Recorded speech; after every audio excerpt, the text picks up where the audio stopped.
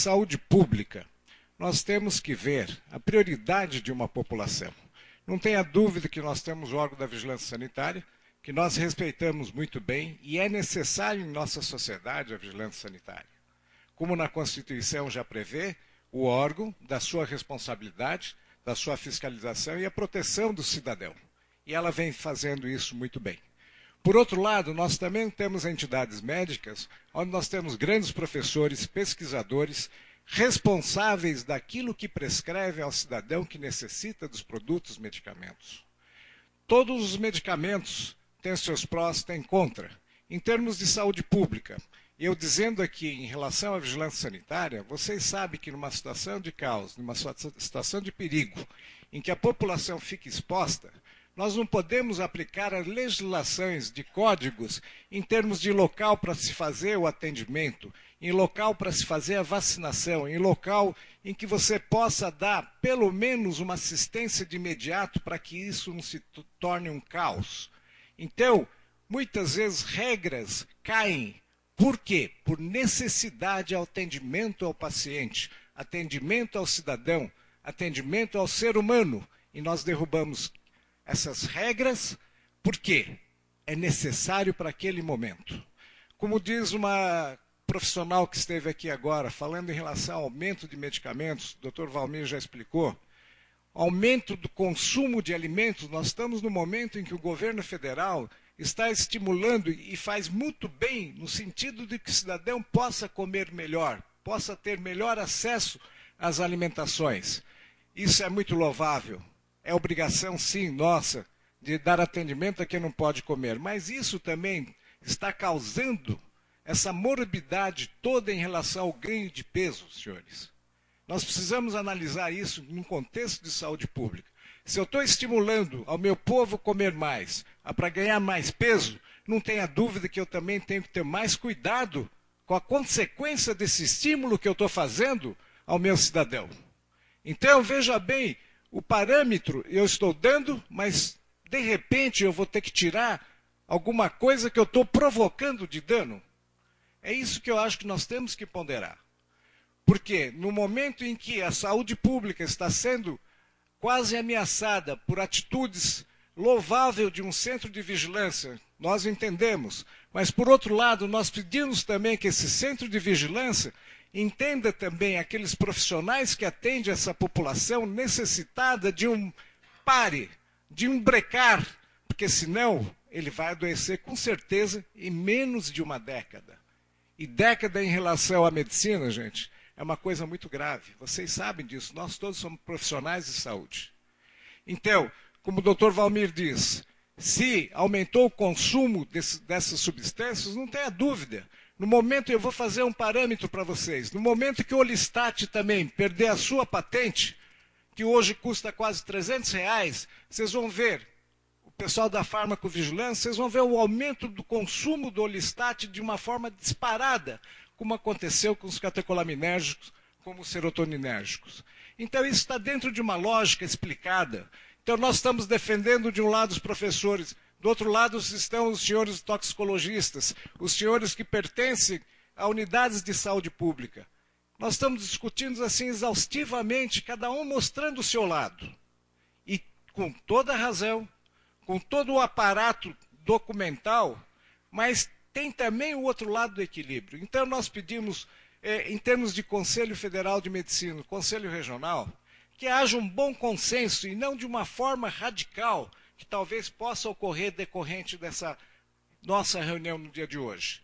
Faltaram-se três coisas, três responsabilidades, de dois órgãos e de uma outra parte, que eu digo o seguinte: talvez possamos melhorar mais a fiscalização para os profissionais médicos, talvez também mais fiscalização pela parte da Anvisa, em relação ao que está acontecendo em todo o contexto, aos farmacêuticos que dispensam também, ou dispensavam de uma forma um pouco mais solta, e aquele cidadão que compra de forma errônea, esse também tem que responder juridicamente. Por que só o médico, por que só o farmacêutico vai responder?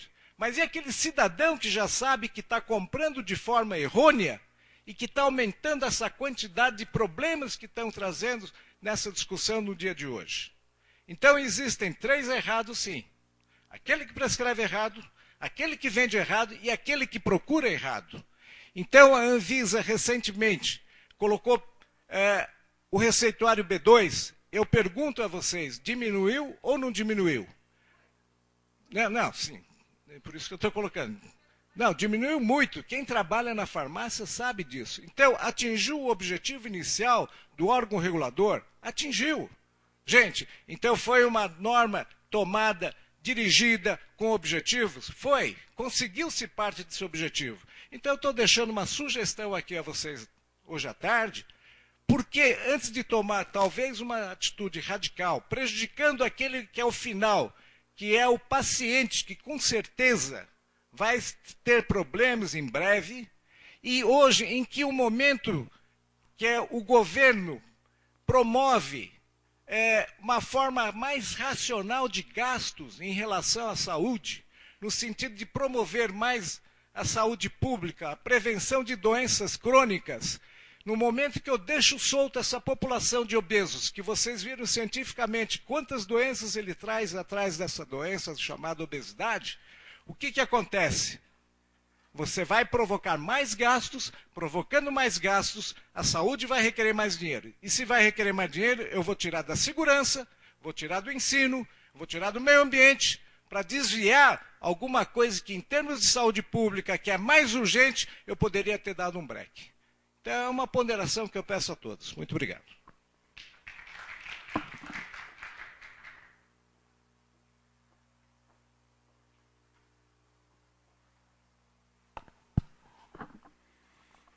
Iniciamos agora, então, as considerações dos expositores e debatedores, iniciando pela senhora Mariana Gardim e a senhora Laís França, técnicas da Anvisa.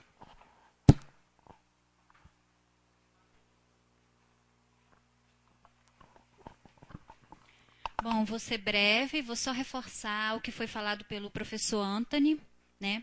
Que a postura da agência pode ser modificada, sim, a qualquer tempo, mediante as alterações de riscos sanitários, a fim de promover e proteger a saúde da população, oferecer mercadorias, medicamentos com padrões de segurança e eficácia, nem que para isso sejam necessárias medidas sanitárias que podem variar desde alterações da sua bula até a retirada de produtos do mercado.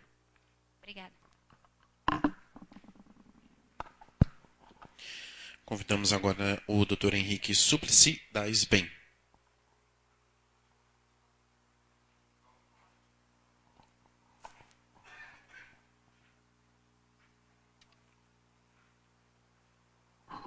Acho que estamos todos cansados, né? Eu vejo esse painel chegar ao final e a impressão que eu tenho é que nós estamos com a lição vencida, né? Nos deram algumas questões para serem respondidas.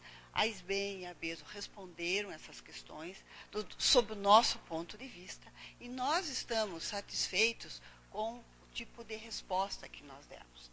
Então, no nosso ponto de vista, existe ainda espaço tanto para a sibutramina quanto para os catecolaminérgicos no tratamento dos obesos, desde que seja respeitado a contraindicação e a indicação correta da medicação. Eu volto a repetir, desde que em mãos, desde que por pessoas que realmente conheçam a obesidade, conheçam os efeitos dos medicamentos. Então, continuamos com a mesma posição que nós tínhamos pela manhã, da mesma forma que nós achamos que os estudos, o estudo SCOUT não pode ser extrapolado para o restante da população que possa ser beneficiado do uso da sibutramina, né? Então, eu agradeço a oportunidade de podermos discutir esse assunto de forma ampla.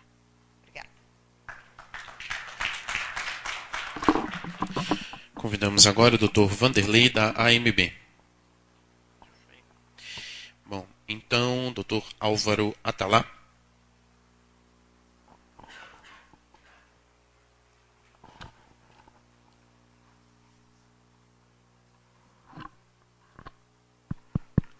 Bom, as evidências que a gente encontrou, nós mostramos, mas eu gostaria de reafirmar que a melhor maneira de respeitar o paciente, ser humano, é ter certeza que nós estamos fazendo mais benefício do que malefício a ele. Quer dizer, nos iludirmos que estamos fazendo alguma coisa positiva sem ter certeza, é uma espécie de experiência anima nobile. E eu vou aproveitar esse gancho para dizer o seguinte: nós fazemos experiência anima nobile todo dia. Todo médico, quando prescreve, né, está testando se o medicamento, a gente não pode garantir que aquilo não é uma ciência de probabilidades.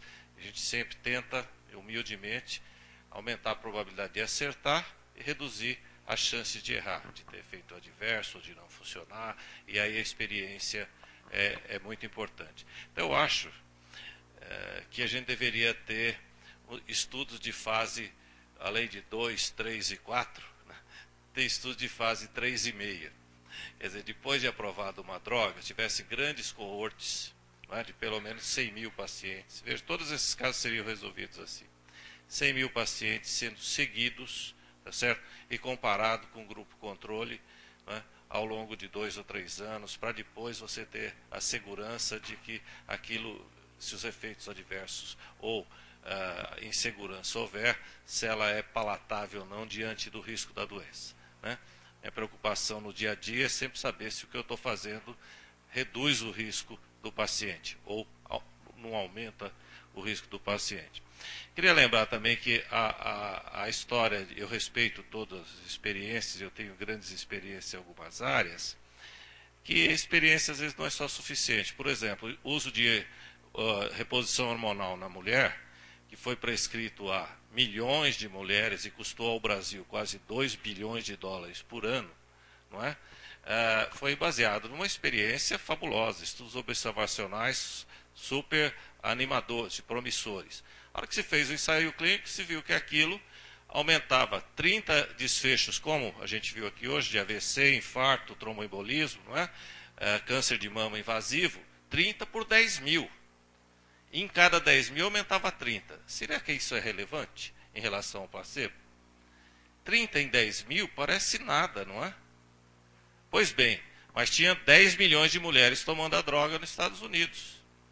Então, 1000 vezes 30 dá 30 mil AVCs, infartos, tromboembolismo por ano. Isso é brutal. Não precisou ter nenhuma regulação para essa prescrição da reposição hormonal começar a cair decididamente. Então, eu entendo que o que falta mesmo é ter boas evidências, fazer estudos comparativos de qualidade, fazer revisões sistemáticas sempre que possível e criar alguma coisa parecida com isso, de você ter grandes coortes logo após a liberação da droga, para, se tiver algum efeito adverso, se detectar rapidamente. Essa história de acreditar que eu sei o que eu estou fazendo com o meu doente, porque está dentro da fisiopatologia, aliás, a fisiopatologia cria a pergunta, né? Feita a pergunta, qual é o problema, qual é a intervenção que parece que funciona pela fisiopatologia e qual é o desfecho, aí eu faço o ensaio clínico, aí eu faço o mega trial, aí eu faço a revisão sistemática. Se provar que tem efetividade, eficiência e segurança, vai para a prática. É relativamente simples. Agora, essa história dos anfetamínicos estão aí já há 80 anos. Meu Deus do céu, o melhor ensaio clínico que você se encontra tem 69 casos. Seu, querido. Então, tem 69 casos depois de 80 anos. Então, a academia está devendo muito, os cientistas estão devendo muito à sociedade. Eu acho que a melhor forma de respeitar o indivíduo, ser humano, é fazer uma medicina de qualidade, com evidências científicas de boa qualidade quanto à efetividade e à segurança. Muito obrigado.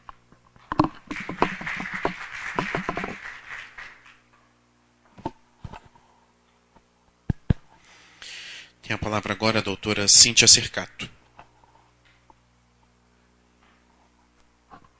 Professora, é uma honra saber que o meu trabalho é o trabalho de maior qualidade no mundo, tá?